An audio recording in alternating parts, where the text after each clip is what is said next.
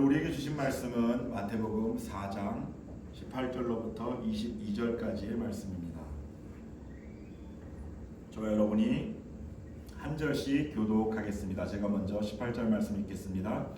갈릴리 해변에 다니시다가 두 형제 곧 베드로라 하는 시몬과 그의 형제 안드레가 바다에 그물을 던지는 것을 보시니 그들은 어부라. 말씀하시되 나를 따라오라. 내가 너희를 사람을 낚는 어부가 되게 하리라 하시니 그들이 곧 그물을 버려두고 예수를 따르니라. 거기서 더 가시다가 다른 두 형제 곧 세베대 아들 야고보와 그의 형제 요한이 그의 아버지 세베대와 함께 배에서 물 뚫리는 것을 보시고 울으시니 함께 읽습니다. 그들이 곧 배와 아버지를 버려두고 예수를 따르니라. 아멘. 내려놓음이라는 제목을 가지고 말씀을 나누려고 합니다. 우리는 몇 주간 예수께서 공생애를 시작하시는 초기 상황들에서 말씀을 나누었죠. 세례를 받으심으로 씻음과 또 내려놓음을 몸소 실천하시며 하나님의 권위에 순종하시고 또 사역을 준비를 하시는 그런 예수님을 보았죠. 세례를 통해서 우리가 예수님과 연합해야 되는 이유는 여기에 있는 것이죠. 낮은 자의 마음으로 섬기셨던 그 예수님을 닮고자 하는 그런 마음이 우리 안에 있어야 되는 것입니다. 또 광야 시험을 통해서 반드시 통과되어야 되는 그런 테스트이기도 했지만 우리가 이 땅에서 어떻게 마귀의 시험이나 세상의 시류들에서 맞서며 나아가야 될지를 알려주신 그런 답안지와도 같은 것이 지난주 설교였습니다. 사역할 때의 지표가 되기도 하고요. 일상에서 그리스도인으로 살아가는 하나님의 성도에게 방향을 제시하게 되죠. 분명하게 말씀드리지만 하나님 안에서 거하는 삶이라고 할지라도 역경이 없을 수는 없습니다. 다만 믿는 자와 믿지 않는 자의 차이는 고난에 처했을 때 하나님의 방법으로 해결함으로 선한 결과로 이어지느냐, 아니면 내 방법으로 하다가 더 꼬이거나 잘못 매듭을 풀게 되므로 더 큰 어려움에 봉착하느냐가 다른 것이죠.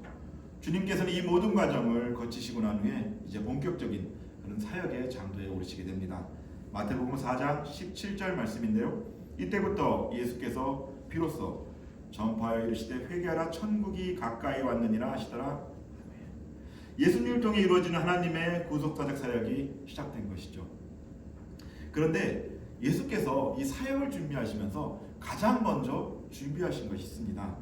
예수께서 이 땅에 오실 때 메시아로 오셨죠. 근데 그런 예수님의 사역을 도와서 이 어둡고 험한 세상에 복음을 전하고 또 예수님께서 이 땅 가운데 공생애를 끝나고 마치시고 이제 올라가셨을 때 계속해서 그 구속사를 이어가야 될 그런 동역자를 구하는 일이 필요했습니다. 성경을 보면요, 예수께서 이 일에 특별히 집중하셨어요. 그래서 갈릴리 해변을 걸으시면서 계속해서 자신과 연합하여서 사역할 제자들을 신중하게 찾으셨는데요. 18절 말씀 제가 다시 한번 읽겠습니다. 갈릴리 해변에 다니시다가 두 형제 곧 베드로라 하는 시몬과 그의 형제 안드레가 바다에 그물 던지는 것을 보시니 그들은 어부라. 역사적 소명보다 중요한 것은 평범한 일상이다라는 말이 있습니다. 잘 보이려고 포장한 모습보다 일상의 모습에서 더 많은 진솔한 것이 드러날 수 있다는 말이죠. 그런 의미에서 당시 갈릴리 해변은요, 많은 그 마을 사람들의 일상이 드러나는 장소였습니다. 그러니까 그들의 삶의 모습이 가감없이 그대로 이 안에서 드러나고 있었던 것이죠. 어떤 사람을 살펴보기 위해서는 그 사람이 있는 현장을 가보면 제일 정확하게 알 수가 있습니다. 당시에 이 갈릴리 해변이 마을 사람들이 어떻게 지냈는지 그 사람의 진가를 그 일상을 통해서 볼 수 있는 곳이 이 갈릴리 해변이었다는 것이죠. 교회에서는 좋은 사람, 집에서는 그렇지 않은 사람, 아이들이나 학생들이 이런 이율배반적인 모습 때문에 교회를 떠나고 가정이 벗어겨지는 것입니다. 그 사람의 진가는요, 그가 있는 그 현장에서 드러나게 되어 있습니다. 예수께서 얼마나 신중하게 동역자를 찾으셨는지는 해변을 다니시다가라는 원어의 의미를 유추해보면 알 수 있습니다. 이 말은 묵상하듯 관찰하며 주위를 살피면서 걸었음을 뜻하는데요. 예수께서는 당신의 구원사역과 승천 이후의 구속사역을 이어갈 제자를 세운 일에 얼마나 꼼꼼하게 살펴는지를 알 수가 있는 것이죠. 그러니까 일상을 통해서 눈여겨봤던 거예요. 신이시기 때문에 하나님의 아들이기 때문에 갑자기 딱 보고 너 일어나 와 이렇게 하셨다는 것이 아니에요. 오고 오는 세대를 통해 하나님 나라를 선포하고 복음을 전하며 구속사를 이어갈 이 사명을 감당할 제자를 선택해야 되는 순간인데, 순간적인 어떤 그런 감정이나 친분, 학연이나 지연 혹은 다른 어떤 세상적인 기준들을 가지고 뽑아서는 안 되는 것이죠. 특별히 하나님의 일이라면 성격이 맞지 않아도 나와는 다르다고 할지라도 그의 중심, 그의 진심을 보고 뽑아야 되지 않겠습니까? 또한 예수님은 이런 심증을 직면하듯이 18절 하반절에 보면요, 보시니라는 단어를 에이덴을 사용했습니다. 에이덴. 이 말이 뭐냐면 외적으로 보이는 모습과 더불어서 영적인 것까지도 보셨다는 뜻이에요. 관통하며 봤다는 거죠. 깊이 봤다는 얘기입니다. 그러니까 보시니와 이 다니시다가를 연결하면요, 삶의 자리에서 드러난 그들의 성품과 기질, 영성까지 보신 후에 그들을 동역자로 또 제자로 부르셨다는 뜻이 됩니다. 예수께서는 당신의 동역자를 구할 때 그렇게 구하셨죠. 저도 개척을 준비하면서 함께 사역의 명예를 짊어질 동역자를 위한 기도를 먼저 했던 기억이 있습니다. 하나님께서는 제가 개척을 놓고 기도할 때에 동역자 준비를 위한 기도할 것을 말씀하셨고, 이를 위해서 아내는 물론이고 오랜 시간 함께 해온 기도의 중보자들에게 집중적으로 기도했었는데요. 사역을 함께 감당할 동역자, 개척의 멍에 사역의 십자가를 함께 짊어지며 동역할 수 있는 아론과 훌과 같은 사람을 보내달라는 기도를 날마다 했었습니다. 아마 이를 놓고 함께 기도했던 분들은 기억하실 겁니다. 시간이 흐르고 놀랍게도 하나님께서는 당신의 방법으로 동역자들을 제게 보내주셨는데요. 하나님께서 왜 먼저 함께 동역할 사람들을 위해 기도하게 하셨는지를 개척을 시작하고 보니 더욱 와닿다는 말이죠. 이에 대한 간증은 제가 나중에 꼭 들려드리도록 하겠습니다. 어쨌든 그런 이유가 있기 때문에 오늘 본문을 묵상하는 내내 제게는 더욱 공감이 되는 시간이었습니다. 이제 그렇게 신중하게 관찰했던 사람들 중 함께 동역할 사람들, 제자들을 예수께서 부르시는데요. 19절 말씀 함께 읽겠습니다. 시작. 말씀하시되 나를 따라오라. 내가 너희를 사람을 낚는 어부가 되게 하리라 하시니. 아멘. 나를 따라오라. 이 말은 참으로 위대한 말입니다. 당시 이 말을 들은 제자들에게도 그렇고요, 우리들에게도 그렇습니다. 또 성경적으로 봐도 그렇고 역사적으로 봐도 그렇고 개인적으로 봐도 이 말은 참으로 위대한 말이 아닐 수가 없습니다. 이 말에 대해서 어떻게 응답하느냐에 따라서 개인의 인생이 달라질 수 있고요, 인류의 운명이 달라질 수가 있습니다. 그런 엄청난 계획과 사명이 담긴 한마디가 나를 따라오라 라는 명령이었습니다. 겉으로 보기에 굉장히 심플하게 그렇게 표현됐지만 내용까지도 심플한 것은 아니죠. 베드로와 안드레를 제자로 부르시면서 내린 이 한마디는요, 이 나를 따라오라는 이 말 속에 예수께서 제자들을 향해 온전히 자기만을 뒤따를 것을 결단하라 라는 뜻이 이 안에 들어가 있기 때문입니다. 이 말은 지금까지 자신의 계획에 따라 자신들이 스스로의 인생의 행로를 결정하고 이에 대해 책임지고 살아왔지만 예수의 제자가 된 이후에는 모든 것을 예수께 맡기고 오직 그분의 뜻만을 쫓아 살아야 함을 의미하는 말입니다. 제자의 삶, 이 사명자의 삶을 살아가기 위해서 예수께서는 외형적인 어떤 그런 직업이나 재산, 학력이나 그리고 심지어는 가족뿐만 아니라 모든 다른 것까지 다 우선순위로 내려놓는 그런 마음이 있는지 없는지를 봤던 것이죠. 세상에 보는 기준으로 그들을 뽑았던 것을 아닙니다. 그렇기 때문에 이들에게, 이 베드로와 안드레에게도 자기 부정의 삶, 희생의 결단을 계속해서 요구하고 있는 것입니다. 이처럼 예수님의 뜻을 따라서 이 제자로 살아간다는 것이 쉽지 않습니다. 사명자로서 하나님의 조응으로 살아가는 것이 어찌 그렇게 호락호락한 일이겠습니까? 당시에 제자로 부름받은 그들의 심정은 어떠했을까요? 오늘날 우리도 다양한 하나님의 부르심 앞에 서 있죠. 모든 성도는 하나님의 부르심이 있습니다. 그리고 부르심을 받은 우리는 직분에 따라 또 역할에 따라 위치에 따라 다양한 사명 앞에 서게 되는 경우가 있죠. 평신도로서 교회를 섬기기 위해 봉사자로서 부른 사람도 있고요. 또 셀장이나 집사, 또 권사나 장로 등 역할에 따라 사명을 맡기신 분들도 있습니다. 그러면 또 그런가 하면 목회자로서 목양을 하며 교회를 섬기라는 사명을 받은 사람도 있을 것입니다. 그런데 부름을 받은 우리의 마음을 보면 처음에는 다양한 고민을 하게 됩니다. 생각이 깊어지는 거죠. 게다가 주어진 역할과 직분에 따라 그 고민의 깊이와 또 생각의 깊이가 달라지게 됩니다. 당연히 그렇겠죠. 요구하는 헌신의 내용이 다르고 삶의 패턴이 달라지니까 그럴 수밖에 없죠.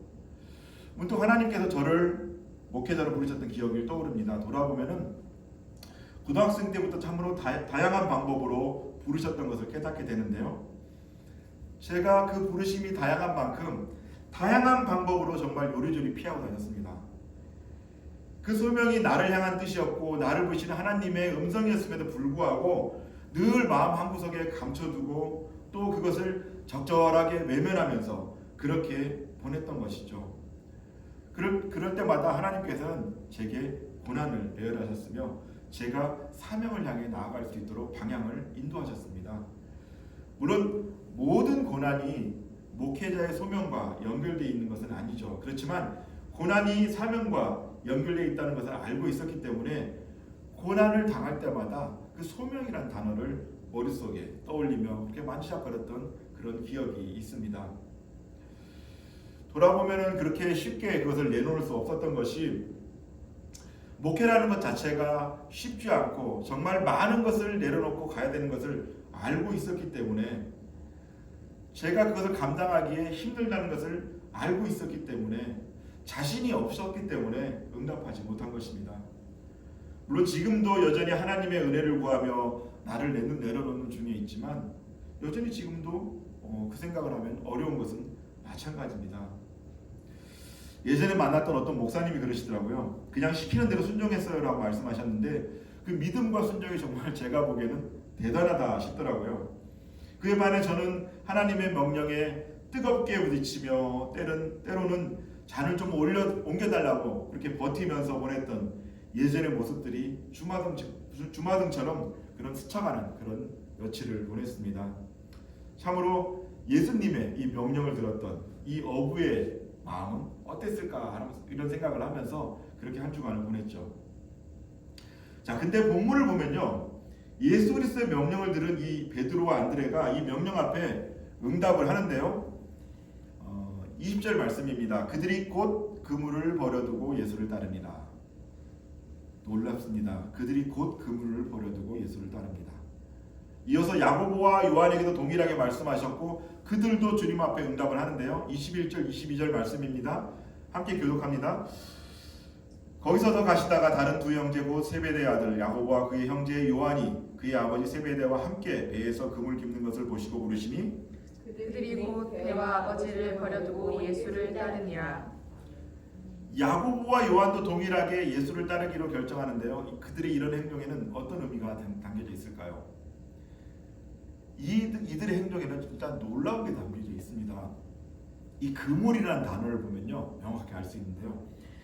여기에 20절과 21절에 나오는 그물이라는 말이 나오죠. 또 그리고 18절에 보면 그물이라는 말이 또 나옵니다. 근데 이 두 단어가 서로 다른 단어를 썼어요. 이 두 단어를 보면은 그들의 결단이 드러납니다. 먼저 18절에 나오는 그물은 암피블레스톤이라는 단어를 썼는데요. 이거는 그냥 고기 잡을 때 쓰는 그물을 뜻해요. 이에 반해서 지금 20절, 21절 이들이 이제 그물 버려뒀다고 했을 때 이 그물은요, 디크티아라는 단어를 씁니다. 이게 무슨 얘기냐면 단순히 그 물고기를 잡는 그물뿐만이 아니라 살아가기 위해 어부로서 살아가기 위한 모든 수단을 다 포함하는 거예요. 각종 그물들을 얘기를 하는 겁니다. 무슨 얘기냐? 예수께서 나를 따르라고 말씀하실 때 18절에 나오는 자신들이 물고기 잡을 때 이를 사용했다 이런 그물을 버려둔 게 아니라요. 20절, 22절에 나오는 그물, 자신이 생애를 이어가기 위한 모든 수단을 버렸음을 의미해요. 그들의 삶의 일부를 들여서 예수를 따른 것이 아니에요. 좋고 나쁘고를 물론 얘기하는 건 아닙니다. 때에 따라서는 그 그물만 버려두고 오는 사람도 있겠죠. 잠시 나의 어떤 그런 일상을 내려두고 봉사의 자리에 나오는 사람도 있지만 이렇게 전심을 다해서 다 버리고 나와야 되는 사람이 있을 때 그렇게 불렀는데 이들이 어떻게 해요? 그 그물을 다 버리고 나왔다는 거예요. 그들이 그동안 가졌던 가치관과 기준을 내려놓고 그들이 평생 업으로 삼고 있었던 일, 그들의 삶의 터전을 다 내려놓고 그들의 삶의 우선순위가 주님으로 바뀌었다는 겁니다. 게다가요 20절 22절에 보면 곧이라는 말을 눈여겨볼 필요가 있는데요. 이 말은 조금 더 지체하거나 머뭇거리지 않고 예수님께서 말씀하신 그 소명에 수락하였다는 것을 의미합니다. 그 부르심에 바로 결단하였다는 것이죠. 사람들은요 일반적으로 자신 있는 곳에 머물러 있기를 좋아합니다. 웬만하면 잘 안 움직이는 걸 싫어해요. 그냥 여기가 편하면 그냥 있기를 좋아합니다. 기득권 지키는 거 좋아하고요. 여기가 좋사오냐고 머물러 있는 거 좋아합니다. 분명한 소명이 있음에도 불구하고 그 소명을 뒤로 물리고 소극적으로 행동하거나 아니면 하나님의 뜻을 온전하게 따르지 않기도 하고요. 때로는 이런저런 핑계를 대면서 그 소명을 거부하기도 합니다. 그렇지만 하나님께서는 분명하게 우리에게 말씀하십니다. 나를 따르라 라고요. 그 간절한 부르심에 곧 응답하시는 모두가 되시기를 주님의 이름으로 축복합니다. 그런데 저는 여기서 의문이 하나 들었어요. 아무리 그래도 그렇지 어떻게 그 큰 일을 고민도 하지 않고 그렇게 빨리 응답할 수 있었을까 하는 것이었습니다. 말씀을 제가 공부를 했어요. 공부하다 보니까 알게 된 사실이 그들이 그 말씀에 그렇게 빨리 응답한 데는 이유가 있었습니다. 사실 그들의 응답은 즉흥적인 것이 아니었어요. 그들은 이미 이전부터 메시아를 기다리며 복음을 갈망하던 사람들이었습니다. 요한복음에 의하면요, 베드로의 동생 안드레는 이미 세례 요한의 제자였으며 예수를 알고 있었어요. 요한복음 1장 35절로부터 42절까지 말씀 한 절씩 교독합니다. 한번 찾아서 같이 읽어볼까요? 우리 예전에 예배드릴 때는 이렇게 막 성경을 서로 찾기도 했었죠. 요한복음 1장 35절로부터 42절까지 말씀입니다. 자, 같이 한 절씩 교독하겠습니다. 제가 먼저 요한복음 1장 35절 읽습니다. 또 이튿날 요한이 자기 제자 중 두 사람과 함께 섰다가 예수께서 건의심을 보고 말하되 보라 하나님의 어린 양이로다. 두 제자가 그의 말을 듣고 예수를 따르거늘 예수께서 돌이켜 그 따르는 것을 보시고 물어 이르시되 무엇을 구하느냐 이르되 랍비여 어디 계시오니까 하니 랍비는 번역하면 선생이라. 예수께서 이르시되 와서 보라. 그러므로 그들이 가서 계신 데를 보고 그날 함께 거하니 때가 10시쯤 되었더라.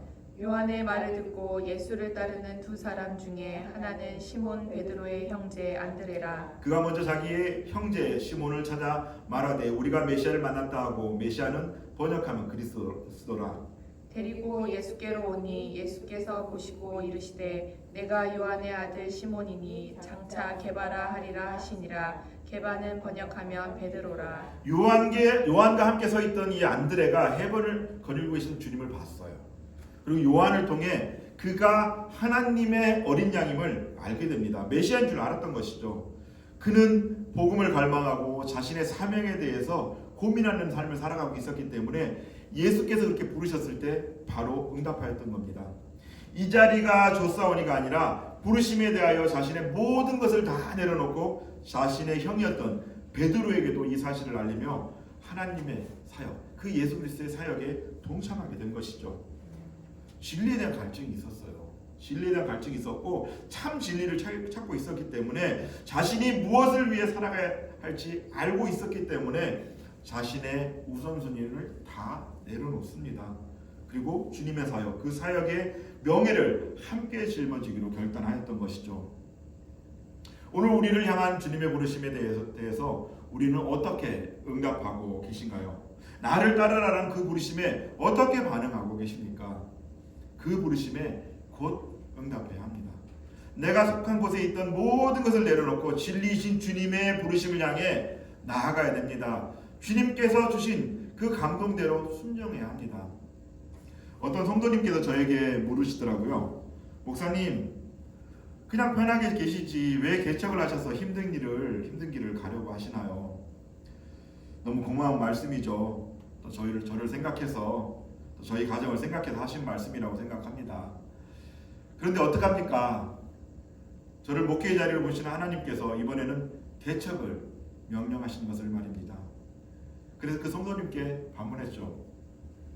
그동안 목회를 하고 싶지 않아서 이리저리 피하며 시간을 허비했던 제가 어찌 또 다시 그렇게 피하며 주님의 가슴에 못을 박겠습니까?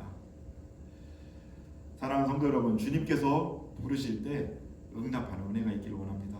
그 부르심에 머뭇거리거나 주저하지 마시고 하나님의 뜻을 따르기를 원합니다.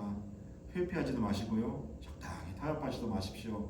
누구의 눈치도 보지 마시고 주님께서 주신 그 감동대로 응답하셔야 합니다. 마태복음 22장 2절부터 5절, 14절 제가 읽겠습니다.